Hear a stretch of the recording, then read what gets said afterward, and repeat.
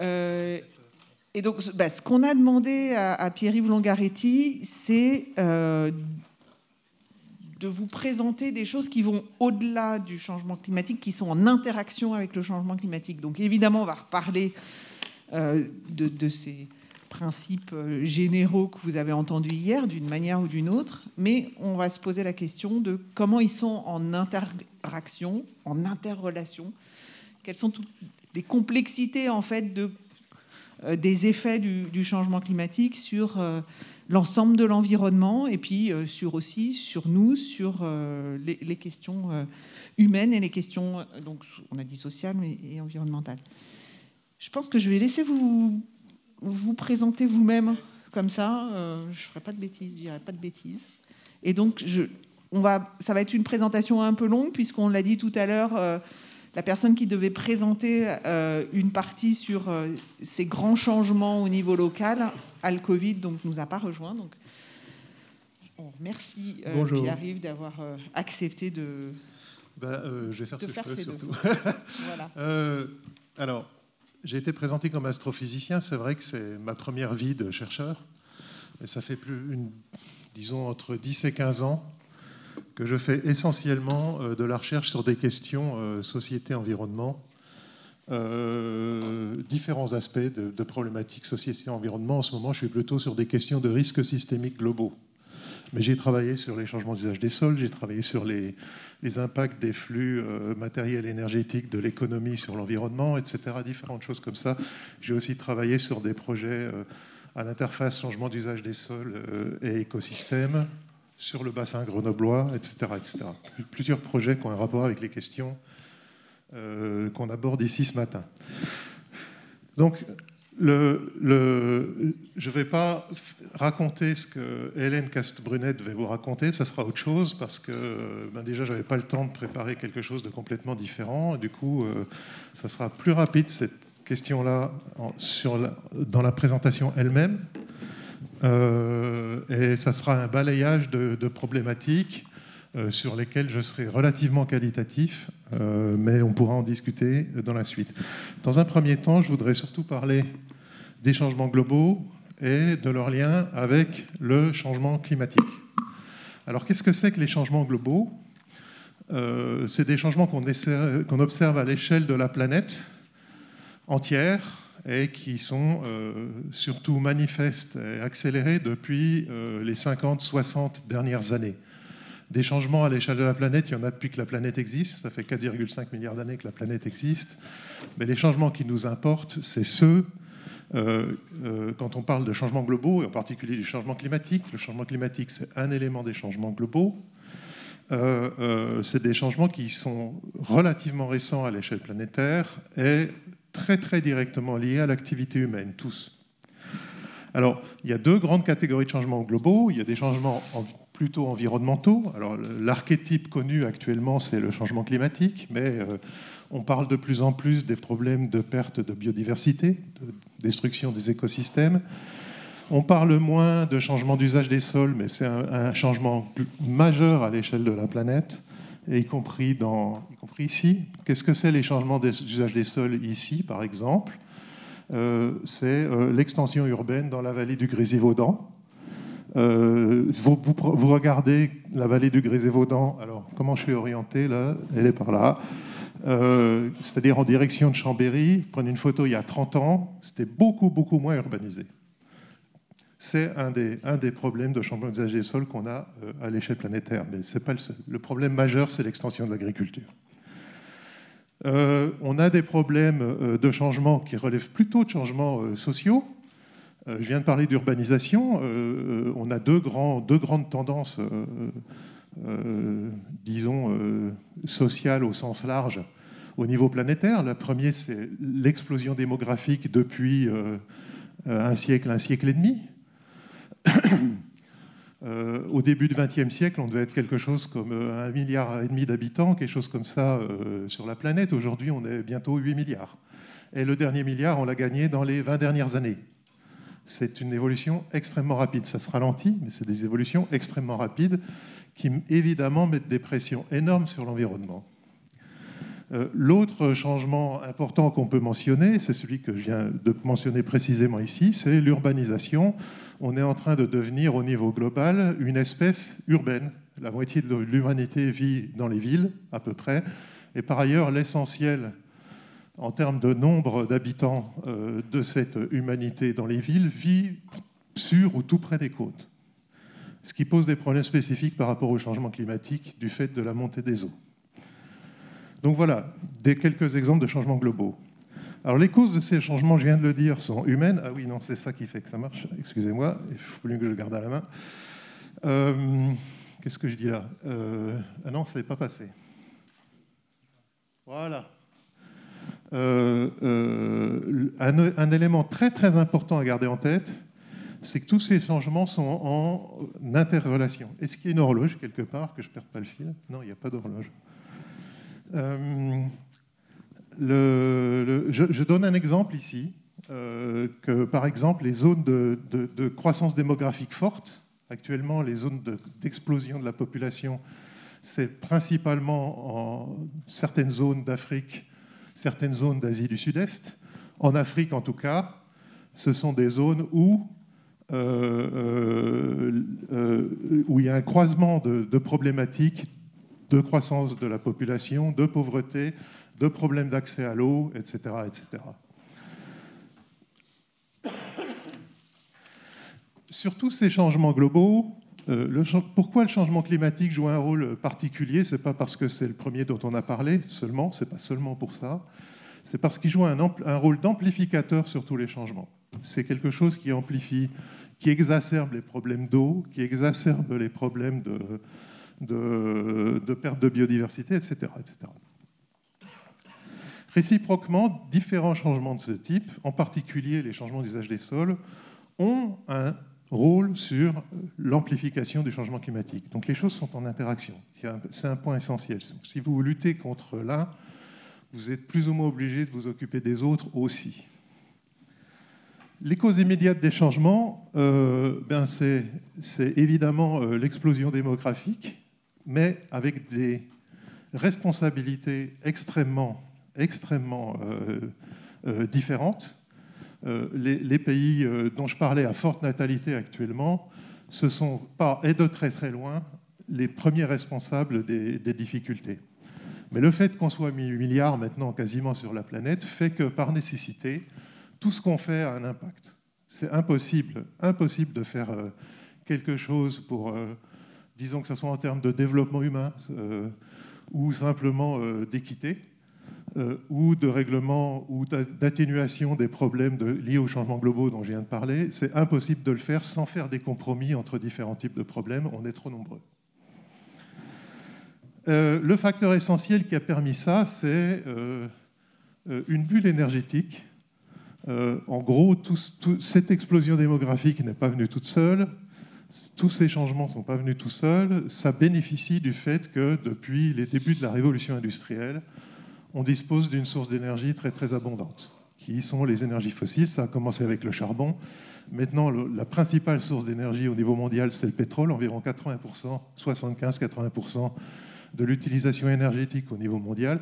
Et évidemment, Gerhard Kriner, hier, a dû vous expliquer qu'il y avait un lien très très direct entre l'usage des énergies fossiles, le changement climatique, mais pas que.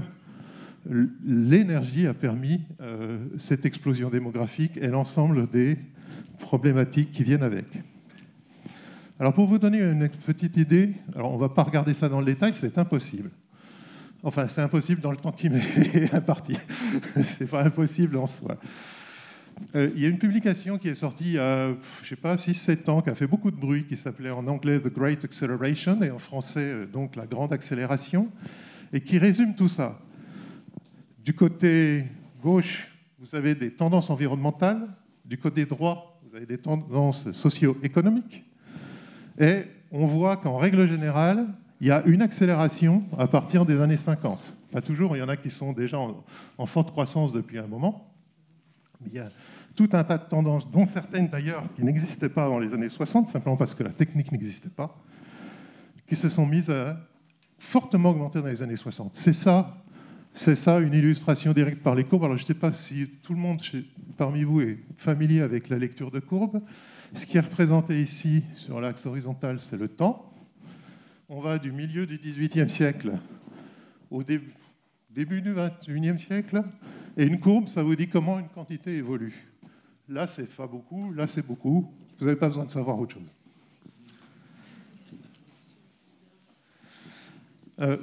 On a toujours besoin d'en savoir plus, mais pour ce que je vais vous dire ce matin, ça suffit largement. Bon, donc je passe à l'articulation entre les différents changements. Ça, c'est quelque chose, une vision extrêmement synthétique qui montre les articulations essentielles. Il y a beaucoup plus d'articulations que ça. Il y a beaucoup de rétroaction dans tous les sens. Les choses agissent les unes sur les autres. Ici, on a montré que les interactions essentielles. Donc, en haut, il y a l'espèce humaine, la démographie, l'augmentation de la population et de ses besoins par habitant, qui augmente partout, y compris dans les pays pauvres, et qui n'augmente pas de façon... quand je dis que ça augmente, il n'y a pas de jugement de valeur, c'est une constatation. La façon dont ça interagit avec l'environnement... Oui, c'est vrai, j'oublie. Non, mais je sais, oui. Oui. Ah oui, c'est vrai, j'avais oublié. Donc là-haut, OK. Donc ça interagit comment avec les changements globaux? À travers les activités humaines, l'agriculture, l'industrie, le tourisme, etc.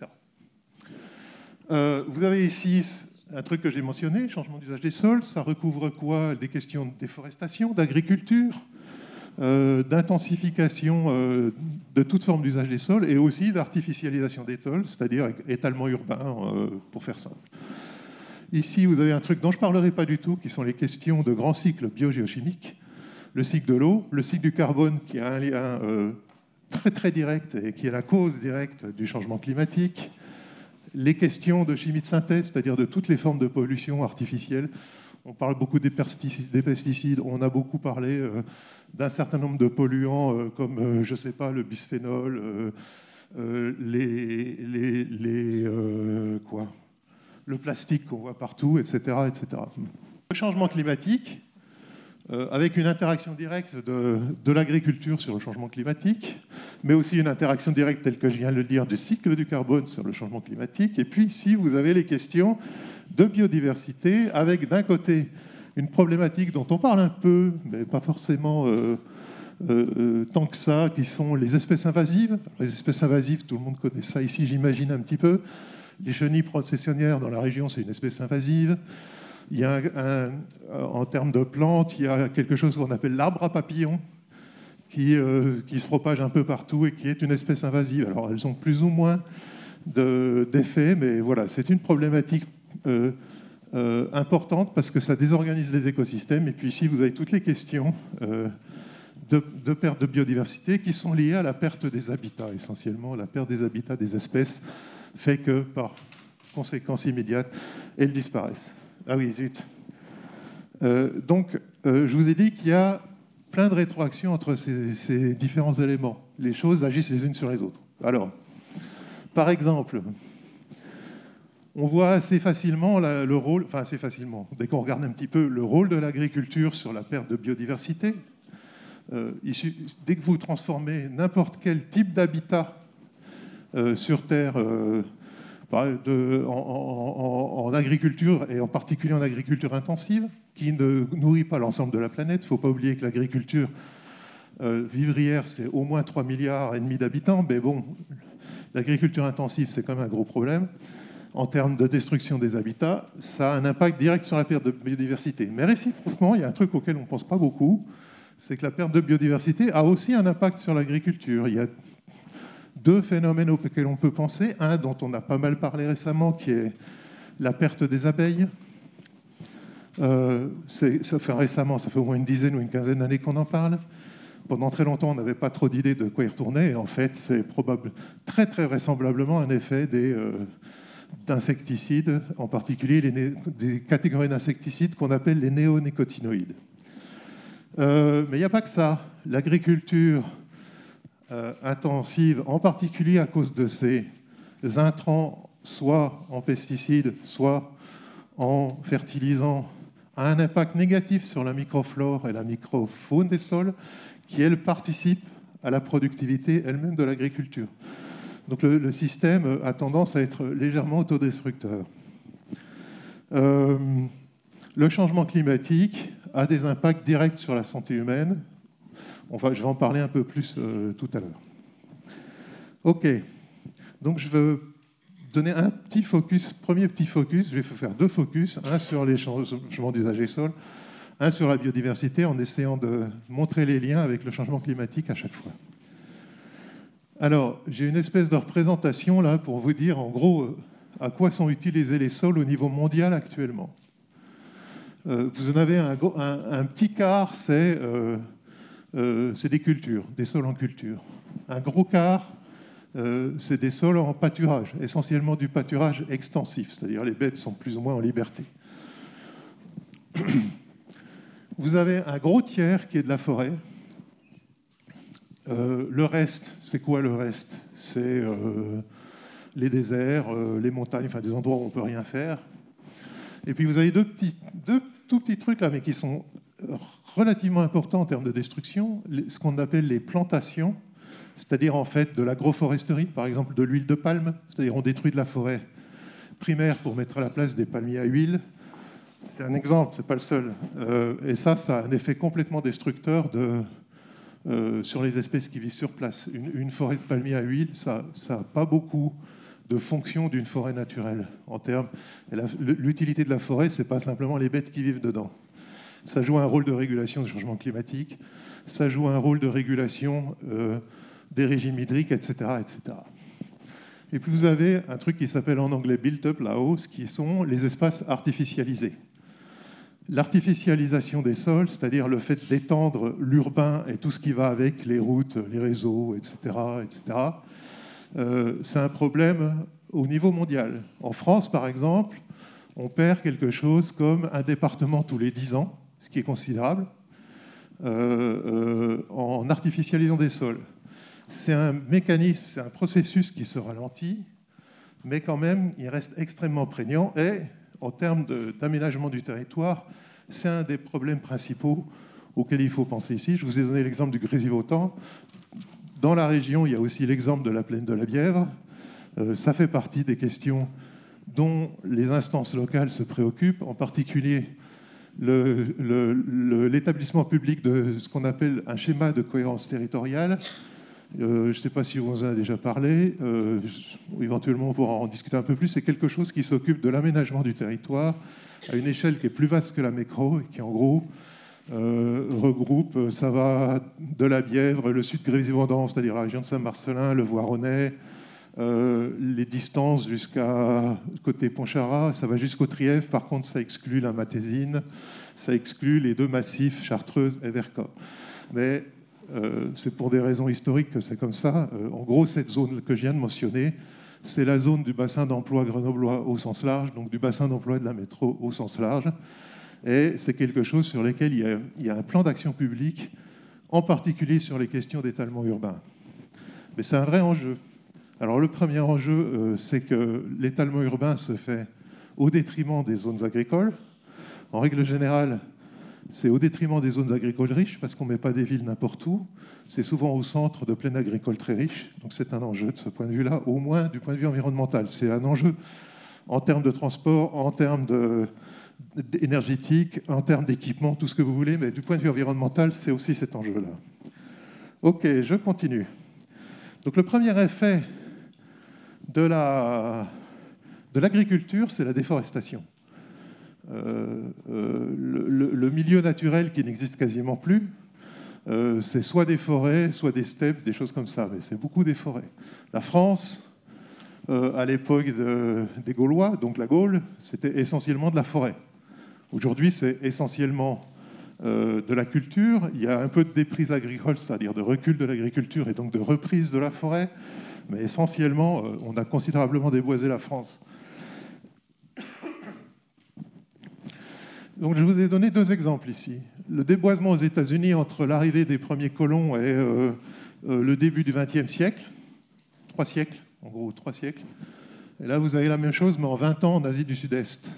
La forêt primaire a été détruite pour l'agriculture ou ici pour faire de l'agroforesterie à la place. Les 4/5 des primaires ont disparu.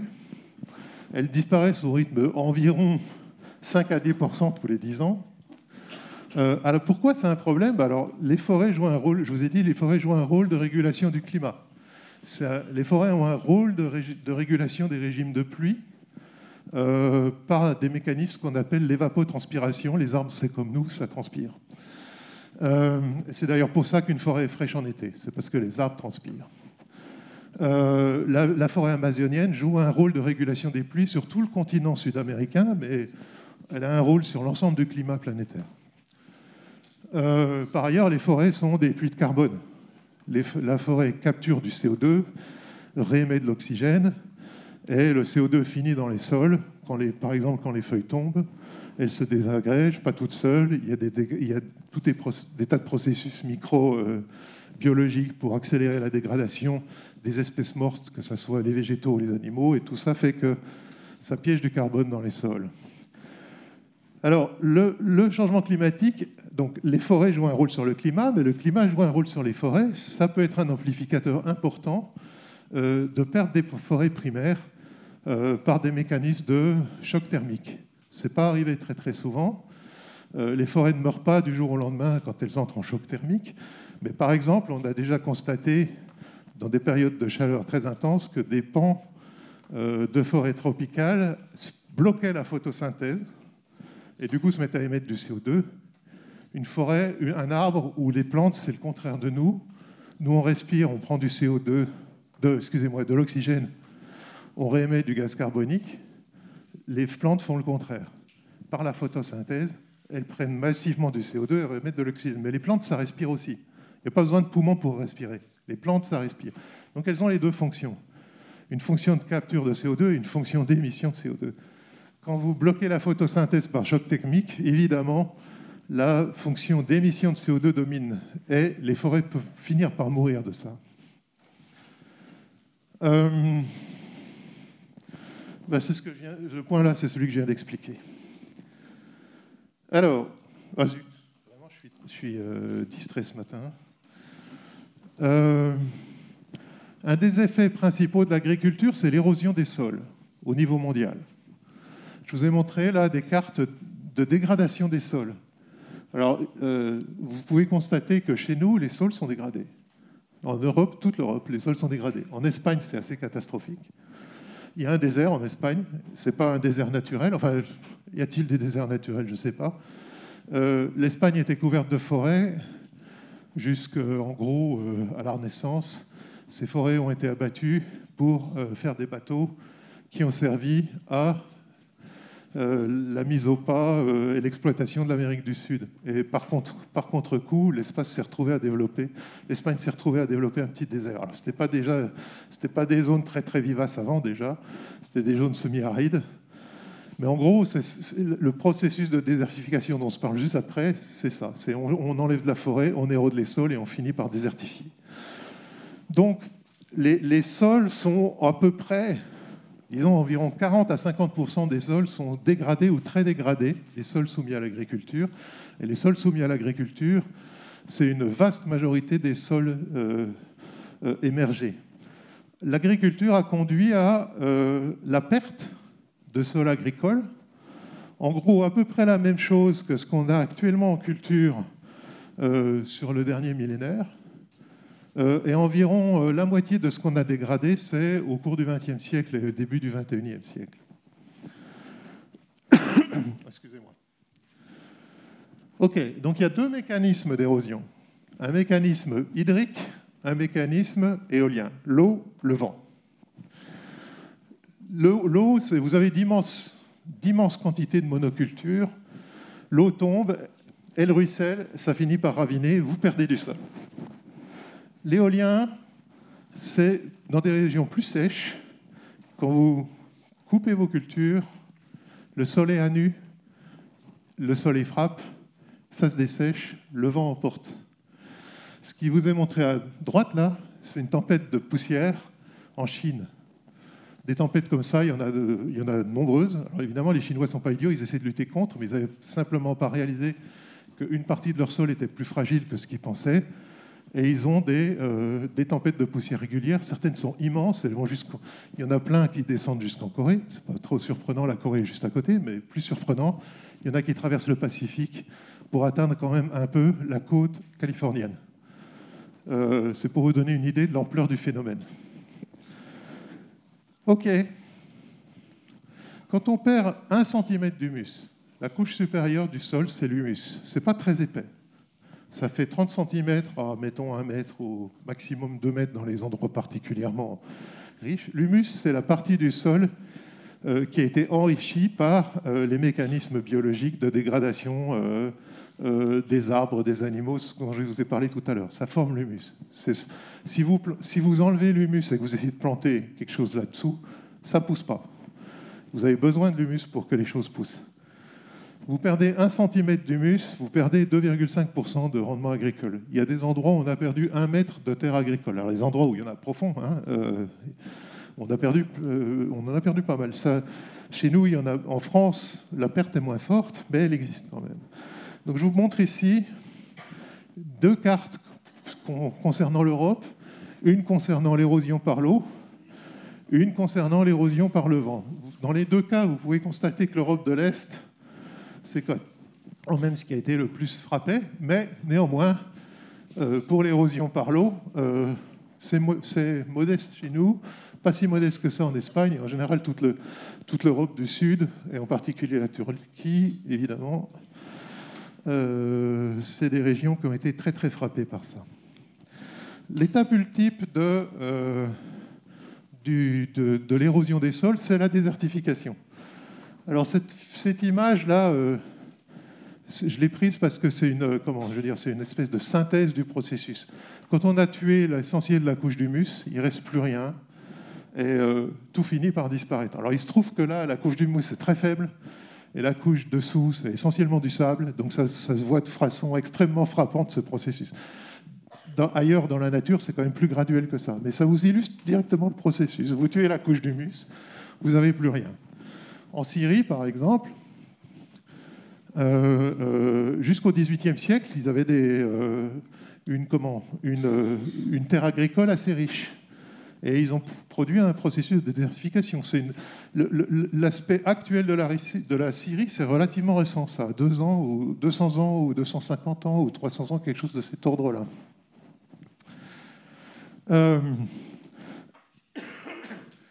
25% des surfaces continentales sont menacées de processus de désertification. Alors, en France, pas trop. En Espagne, un petit peu quand même. Et puis surtout, si vous regardez la carte que je vous ai montrée juste avant, non pas celle-ci, celle-ci, toutes les zones où les sols sont très très dégradés sont menacées de désertification quand ce n'est pas déjà des zones semi-désertiques. Ça recouvre à peu près 3 milliards d'habitants.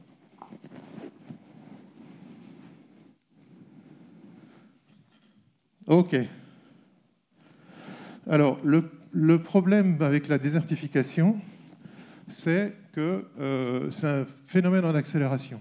En gros, il a doublé de vitesse depuis les 50 dernières années. Alors, ce n'est pas encore des pertes énormes au niveau global. Déjà, je vous donne un chiffre.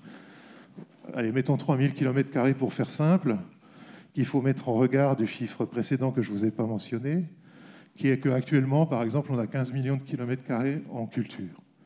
Ce n'est pas grand-chose. Mais néanmoins, ça progresse vite. Alors, pourquoi ça nous concerne ? Ça nous concerne parce que le changement climatique est un amplificateur de la désertification et qu'on est responsable en grande partie dans les pays occidentaux du changement climatique. Donc on est responsable du fait qu'on appauvrit des gens dans les pays du Sud. Alors on les appauvrit de différentes façons, mais en particulier à travers ce mécanisme-là. Les déserts modifient le climat. Donc de toute façon, d'ailleurs tout le monde sait que dans un désert il fait très chaud, le sol, la roche, le sol absorbe beaucoup plus la chaleur qui vient du soleil que la végétation. Du coup, ça vous augmente localement la température, mais ça a un effet sur le climat global. Et puis troisièmement, peut-être un petit peu plus directement, nos importations de biomasse, ça dépend d'où elles viennent, elles ont un rôle sur les processus d'érosion des sols et de désertification.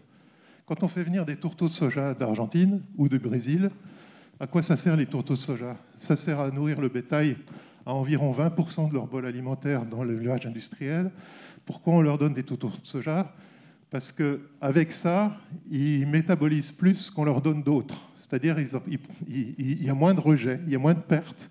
Dans ce qu'on leur donne d'autres, ils grossissent plus vite. Bon, mais faire venir des tourteaux de soja d'Amérique du Sud, ça contribue à l'érosion des sols en Amérique du Sud et aussi au problème d'eau en Amérique du Sud, parce que l'agriculture, c'est un très gros consommateur d'eau. Les consommations d'eau douce au niveau mondial, et ce qu'on appelle l'eau bleue, c'est-à-dire l'eau qu'on peut récupérer dans les fleuves, dans les nappes phréatiques, tout ça, c'est 70% pour l'agriculture, 20% pour l'industrie, 10% pour les usages résidentiels. Donc quand on fait venir des produits agricoles du reste du monde, et en France, on fait de plus en plus venir des produits agricoles du reste du monde, on est en train de s'en rendre compte avec la guerre en Ukraine et en Russie, qui sont deux des plus gros greniers à blé du monde en termes d'exportation. On contribue aussi aux problématiques d'eau et d'érosion des sols, et à terme, éventuellement, si on ne fait rien, de désertification dans ces pays. Bon, maintenant, je vais passer à la biodiversité. J'en suis où en termes de timing? Ouais, donc je vais peut-être aller beaucoup plus vite là-dessus. Hop, hop, hop. Il me reste 15 minutes en tout, mais sur quoi? Sur cette partie-là ou sur l'ensemble? Sur tout. Ok, d'accord, je vais aller beaucoup plus vite. Donc, mais de toute façon, je voulais faire plus de focus sur les changements d'usage des sols parce qu'on n'en parle jamais. Alors que la biodiversité, le changement climatique, alors c'est pas qu'on en parle tout le temps, mais on en parle beaucoup plus. Bon, oui, de toute façon. Le point essentiel sur la biodiversité, c'est que avec tous ces changements-là, on est en train de créer une 6e extinction de masse des espèces qui représente, pour vous donner un ordre d'idée, une disparition d'espèces qui va environ 100 fois plus vite, 100 à 1000 fois plus vite que le rythme naturel d'extinction des espèces. Les espèces, ça évolue à un rythme naturel assez lent. On va 100 fois plus vite avec l'action humaine. Et on projette qu'on va aller encore 100 fois plus vite d'ici la fin du siècle. Alors le problème de ça, c'est qu'on ne sait pas quand la perte d'espèces dans les écosystèmes devient un danger. En règle générale, on ne le sait pas. Un danger pour les écosystèmes. On ne sait pas quand les écosystèmes s'effondrent. En général, on le sait après coup. Un exemple célébrissime de chute d'écosystèmes par surexploitation, c'est les pêcheries de morue au large du Canada. Elles ne se sont jamais remises, les pêcheries de morue. Subitement, la population s'est effondrée. On connaît le processus. Ce qu'on ne sait pas, c'est à quel moment ça arrive. OK. Alors après, les pertes d'espèces, les principaux facteurs, de très loin, c'est les changements d'usage des sols en premier. À peu près la moitié de la disparition, des rythmes de disparition d'espèces, c'est du changement d'usage des sols. Deuxième rôle, à peu près pour 25%, c'est la surexploitation des espèces. Essentiellement d'ailleurs dans les pêcheries, mais également des espèces sauvages sur Terre. Et le changement climatique vient quand même assez loin. On en est pour l'instant à quelque chose comme 5 à 10%. Par contre, il augmente très vite en rapidité. Je vais vous citer juste que, et ça ne se passe pas au même endroit. Ça, c'est un graphe qui vous montre, dans les projections de climat dont Gerhard a dû vous parler hier, où se situe l'effet principal des changements d'usage des sols et où se situe l'effet principal du changement climatique. L'effet principal des changements d'usage des sols, c'est quasiment indépendant du scénario, mais c'est seulement un peu plus intense, c'est plutôt dans les bandes nord. Et l'effet principal du changement climatique, c'est plutôt dans les bandes tropicales. OK. Alors, je vais vous donner quelques exemples. Pourquoi est-ce que le changement climatique produit directement de la destruction d'espèces vivantes, mis à part le fait que quand il fait trop chaud, elles meurent? Ce n'est pas le mécanisme principal, quand il fait trop chaud, elles meurent. Je vous ai donné des exemples de déglingage d'écosystèmes, là. Par exemple, avec des questions d'espèces d'oiseaux et d'espèces de larves d'insectes qui servent de nourriture aux petits au moment de la nidification. Avec le changement climatique, les deux mécanismes, c'est-à-dire quand les larves deviennent disponibles et quand les oiseaux nidifient, ils ne se produisent plus au même moment. Vous aviez un équilibre qui s'était produit dans le passé, et il y a un certain nombre d'espèces, c'est un exemple, hein, il y en a plein d'autres. Ça se décale dans le temps, c'est ce qu'on appelle la phénologie, les rythmes temporels des écosystèmes. Ça se décale. Et si ça se décale, ça a évidemment un effet à la fois sur les espèces d'insectes qui prolifèrent, celles-là, et les espèces d'oiseaux qui, elles, périclitent.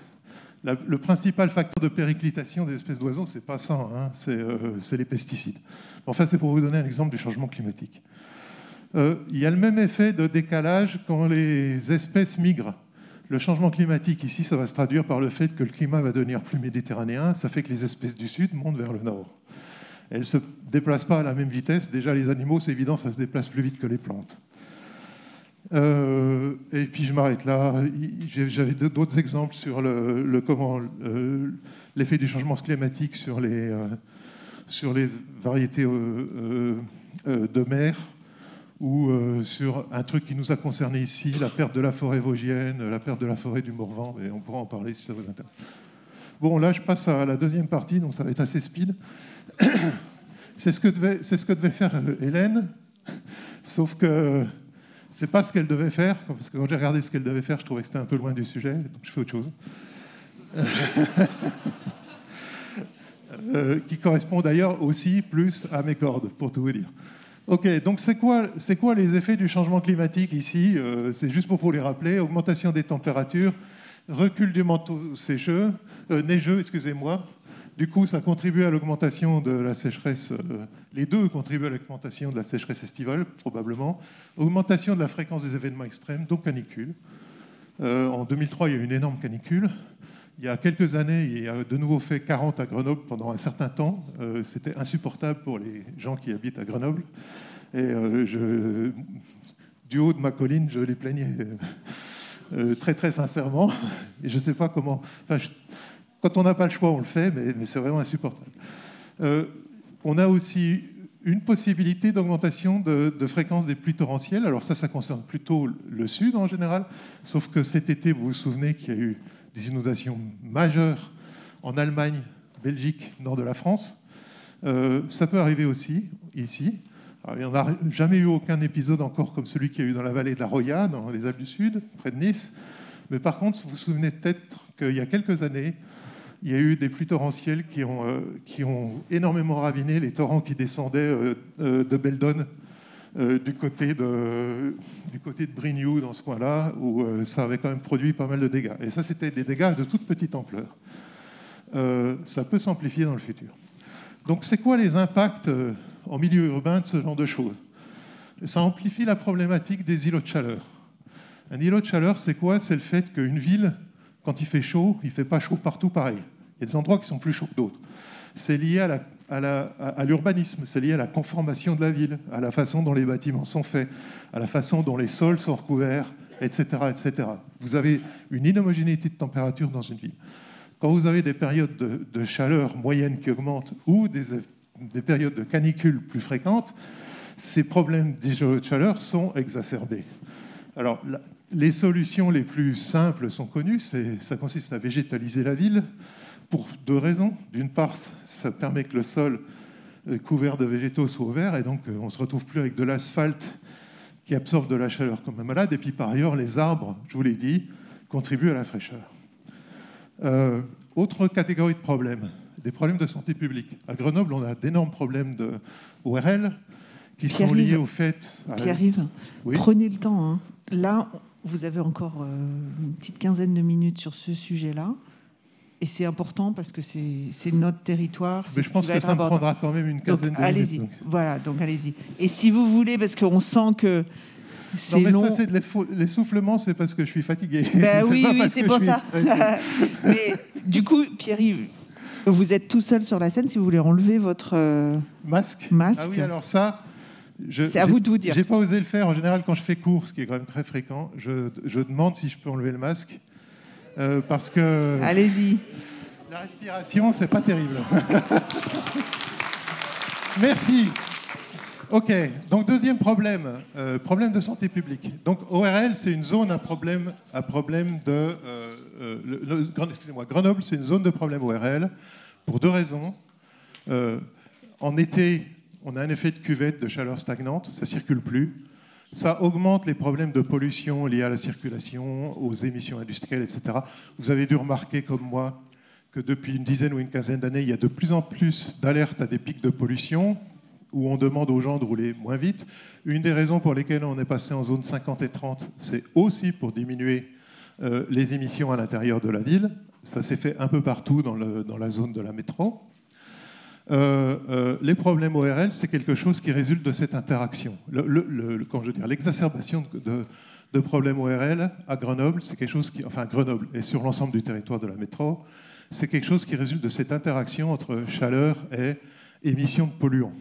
Alors, les voitures qui roulent, qu'est-ce que ça émet? Pas que du CO2, ça émet des particules fines, ça émet de l'ozone. Tout ça contribue au problème ORL. Avec le changement climatique, évidemment, plus de sécheresse, non seulement, mais surtout plus de canicules. Des canicules de 2003, ça va devenir beaucoup plus fréquent dans le futur. Je vous rappelle qu'en 2003, ça a duré je ne sais plus combien de mois, mais vous devez vous souvenir que les forêts étaient devenues toutes brunes dès le milieu de l'été. Et ben, en fait, elles étaient en choc thermique, ce que je vous ai raconté juste avant. Donc ça contribue aussi au problème, parce que les forêts ne contribuent plus, enfin en tout cas moins, à l'évacuation du CO2, etc., etc. Donc vous vous retrouvez avec tout un tas de problèmes qui s'empilent. Vous exacerbez les problèmes ORL. Mais vous exacerbez pas que les problèmes ORL. Il y a tout un tas de problèmes de santé dont je ne suis pas du tout spécialiste, qui sont liés à l'augmentation de la chaleur, y compris là d'ailleurs des problèmes d'agressivité. On a aussi des études sur le fait que les zones où il fait le plus chaud, ça exacerbe les conflits, mais pas seulement les conflits domestiques, les conflits guerriers.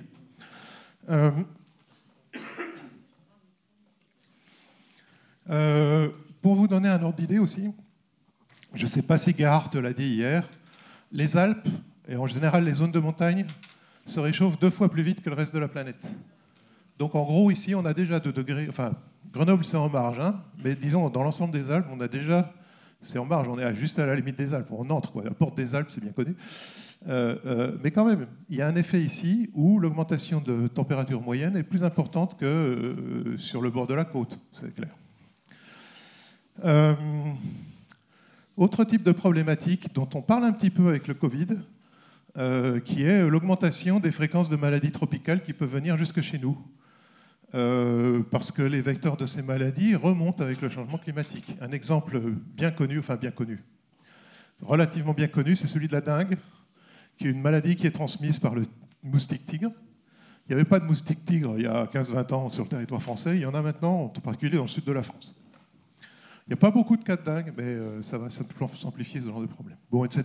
Tout un tas de problèmes de santé publique. On peut avoir des problèmes de conflits sur la ressource en eau. Pour l'instant, ce n'est pas le cas. Alors, il y a des moments où, par exemple, dans la Bièvre, par exemple, c'est-à-dire la côte Saint-André, tous ces endroits-là, qui sont des zones très, très agricoles. Je ne sais pas si vous êtes déjà baladé par là-bas. C'est aussi des zones qui irriguent. Il y a déjà eu des moments, surtout au cours des dernières années, ou des 10-15 dernières années, mais aussi les 5 dernières années, où l'irrigation a été interdite, parce que simplement, il n'y avait plus assez de ressources en eau. On va avoir des conflits de ce genre-là, entre des conflits agricoles, des conflits d'usage agricole et des conflits d'usage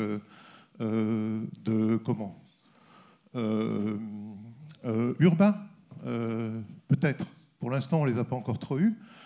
Une ville comme Barcelone s'est retrouvée sans eau il y a quelques années. Il y a des villes en Inde où on fait venir l'eau de camions, en camion d'États voisins. L'Inde est un État fédéral. Il y a des endroits où ils ont complètement pompé leurs ressources en eau, qui en général sont des nappes aquifères fossiles, c'est-à-dire très profondes, qui ne se remplissent pas. Ils ont ce problème-là. Alors, on n'est pas dans la situation des Indiens, on n'est pas non plus dans la situation des Espagnols, mais ça peut venir. Ça craint moins ici, pourquoi on est en plein dans les Alpes. Hein. Mais le recul du manteau neigeux fait qu'à un moment donné, vous allez avoir un problème de ce qu'on appelle l'étiage des fleuves, c'est-à-dire le niveau des fleuves en été, qui pose un problème non seulement pour les petites espèces, mais pour l'agriculture, mais aussi, par exemple, pour le refroidissement des centrales nucléaires. Si vous n'avez plus assez d'étiage des fleuves en été, une partie des fleuves sont refroidis, des centrales nucléaires sont refroidies par les fleuves. Il y a plein de centrales dans la vallée du Rhône, c'est pour pomper l'eau du Rhône pour refroidir la centrale. Le nuage de panache, le panache blanc qui est au-dessus d'une centrale nucléaire, c'est rien, c'est de la vapeur d'eau. Donc c'est de l'eau qui n'est plus dans le fleuve, puisqu'elle est dans la vapeur d'eau évacuée pour refroidir la centrale, bon, etc. Vous pouvez avoir un truc, si j'ai bien regardé la présentation de Sandra Rome que j'avais reçue, elle en a parlé, enfin j'espère qu'elle en a un peu parlé, le changement climatique peut créer un certain nombre de problèmes d'infrastructure de réseau, que ça soit le réseau électrique, le réseau d'eau, le réseau ferroviaire, etc. etc. OK.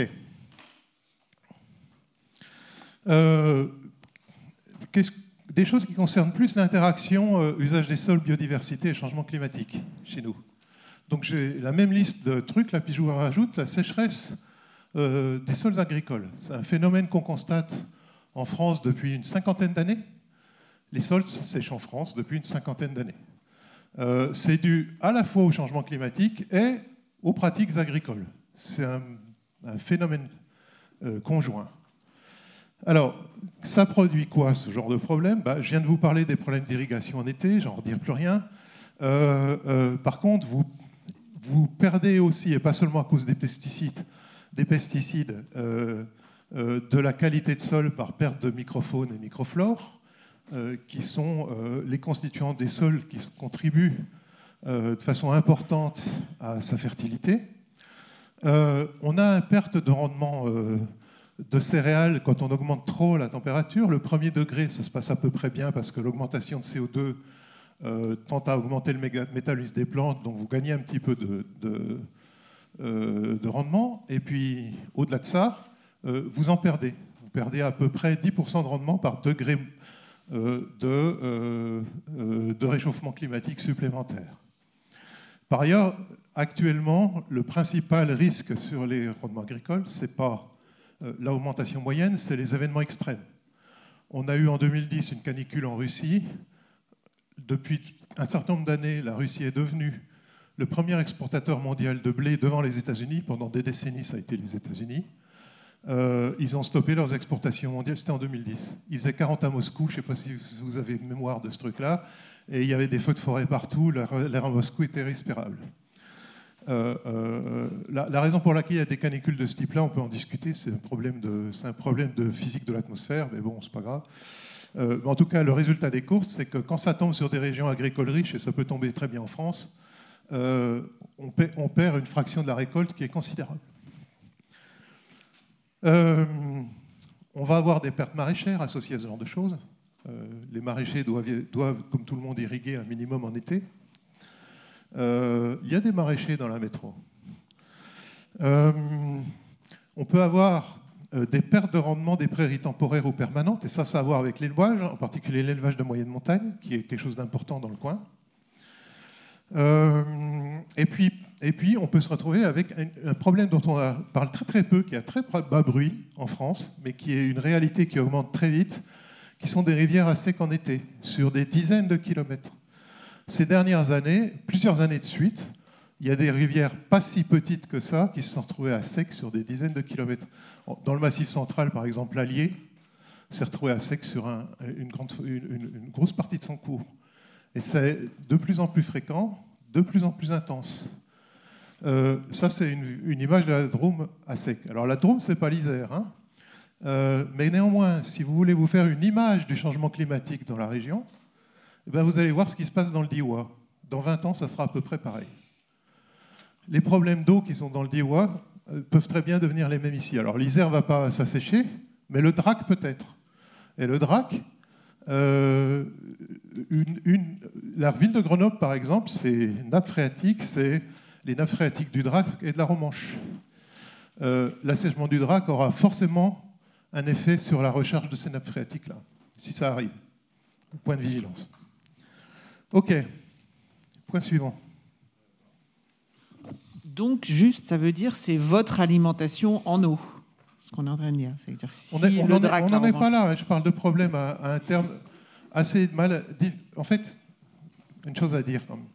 plus on est à des échelles locales, plus c'est difficile d'avoir des projections fiables sur le changement climatique. Donc ça, c'est des problèmes potentiels. Là, je n'utilise pas, quand je viens de vous parler, des projections spécifiques à petite échelle. Le GIEC fait des projections à très grosse maille. Il y a des gens, en particulier ici, à l'IGE, qui font des projections à beaucoup plus petite maille sur, par exemple, l'ensemble des Alpes. Mais là, ce n'est pas ce genre d'information que j'ai utilisé.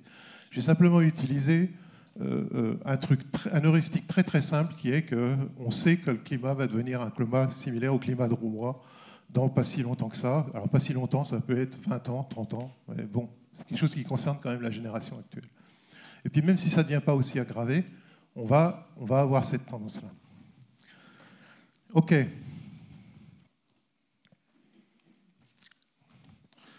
OK, autres effets sur l'environnement. Alors, pourquoi je m'intéresse aux problèmes environnementaux? Mais parce qu'ils ont indirectement... La ville n'existe pas toute seule. La ville existe avec ce qu'elle a autour. La métro existe avec les autres intercommunalités qu'il y a autour. Une échelle intelligente de réflexion sur un certain nombre de problèmes, ce n'est pas simplement la métro, c'est par exemple le schéma de cohérence territoriale dont je vous ai parlé tout à l'heure, qui regroupe aussi du périurbain et du rural, et de la moyenne montagne. C'est une échelle à laquelle il est pertinent de réfléchir à tous ces problèmes. Alors je sais bien que ce n'est pas votre mandat, mais ça ne vous empêche pas d'y réfléchir un peu quand même.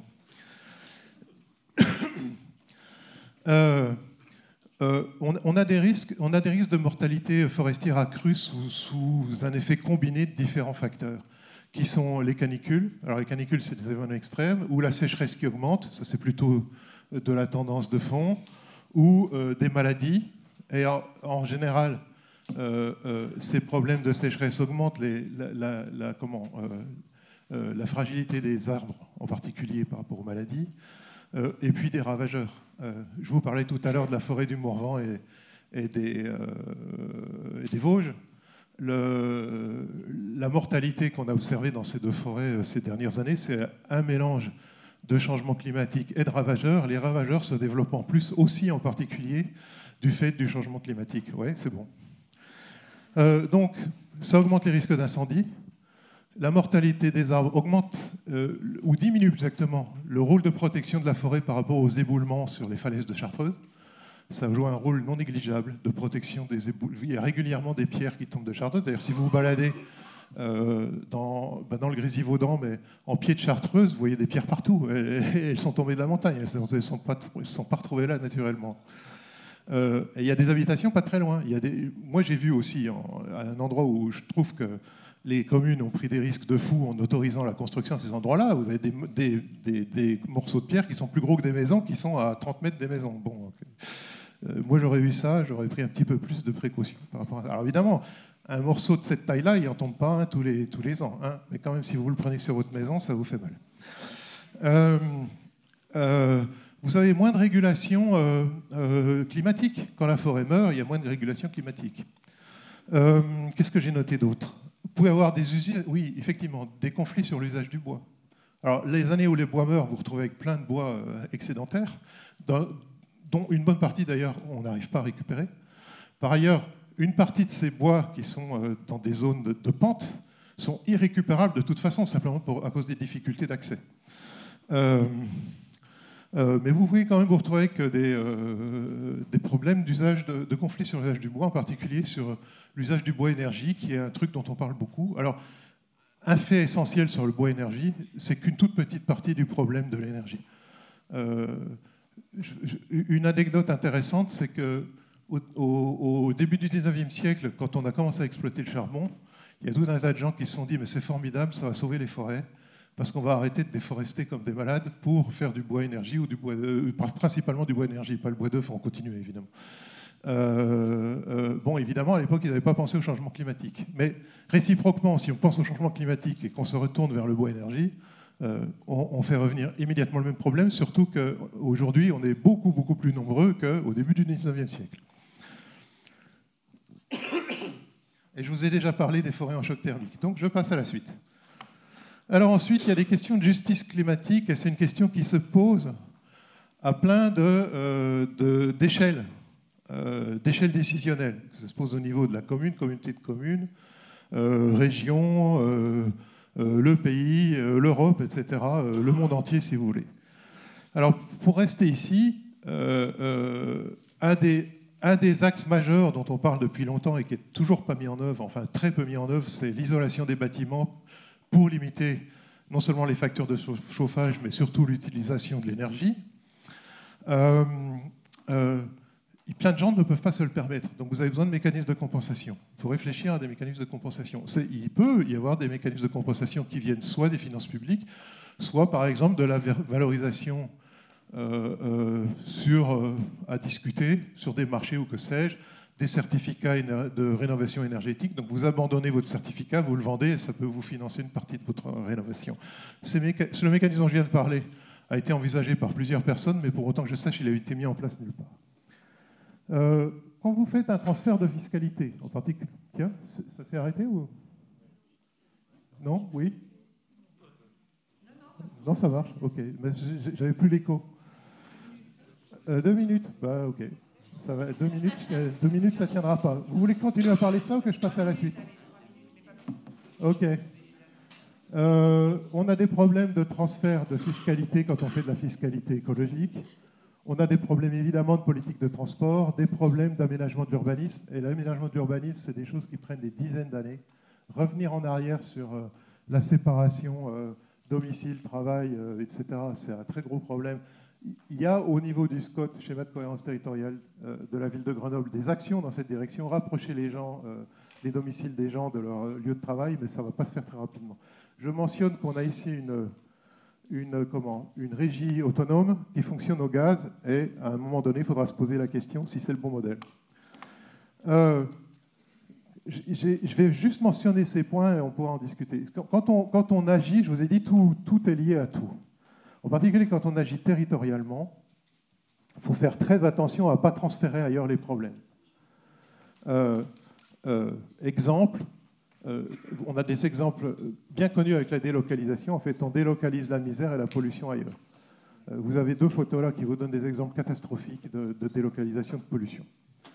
Il faut faire attention aux transferts sectoriels, c'est-à-dire résoudre le changement climatique, mais aggraver d'autres types de problèmes, par exemple les types de pollution liés aux mines. Il faut faire attention aux transferts sociaux.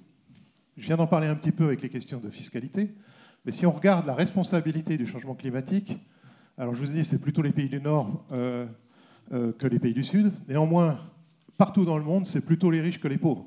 Les 10% les plus riches contribuent plus que 3 fois les 50% les plus pauvres, quel que soit l'endroit où ils sont. Et puis finalement, il y a des questions de transfert individuel et collectif. Il y a eu beaucoup de discours politiques qui visaient à reverser sur de la responsabilité individuelle des choses qui sont de l'ordre de la responsabilité collective. Et là, je vous donne une illustration sur qu'est-ce qu'on peut faire individuellement et qu'est-ce qu'on peut faire collectivement. Et bien, en gros, pour le changement climatique, je ne parle pas des autres problèmes. Dans le meilleur des cas, sans devenir des assets totaux, c'est des problèmes collectifs aux 3/4 et des problèmes individuels pour 1/4. Sachant que la hauteur de la marche, c'est ça. Ça, c'est ce qu'on dépense actuellement en CO2. C'est ça qu'il faut pour arriver aux accords de Paris. Et puis voilà, je m'arrête là.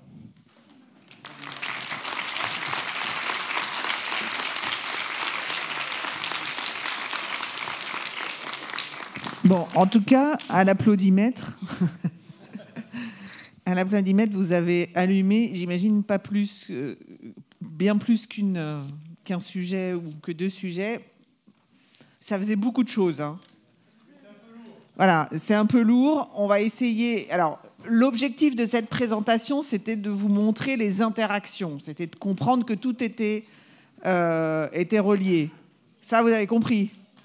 Ouais, vous avez compris. Après, exactement quels sont tous les mécanismes, c'est pas très grave si vous les avez pas intégrés. Si vous retenez une seule chose, c'est ça. Tout est en interaction. Voilà. Mais par contre, Pierre-Yves, on va avoir le temps de le faire maintenant, parce que ça, c'était pas toujours facile à identifier.